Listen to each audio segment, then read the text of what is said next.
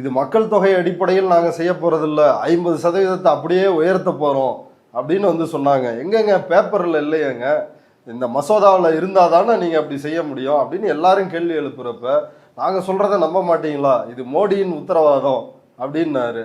ஆனால் நேற்று கோயம்புத்தூரில் பேசுகிறப்போ மோடி சொல்கிறாரு 2011 சென்சஸ் அடிப்படையில் செய்ய போகிறோம்னு.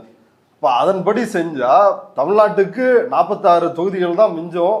வடநாடு குறிப்பாக உத்தரப்பிரதேசம் 143 தாண்டி தொகுதிகளை பெறும் அப்படின்னு வல்லுநர்கள் வந்து கருத்து சொல்கிறாங்க. அப்போ மோடி நாடாளுமன்றத்தில் ஒரு பொய் சொல்கிறாரு, உடனே ஒரு நாள் கூட ஆகலை இங்கே சிக்கிட்டாரு, கோயம்புத்தூரில் உண்மையை சொல்லி மாட்டிக்கிட்டாரு.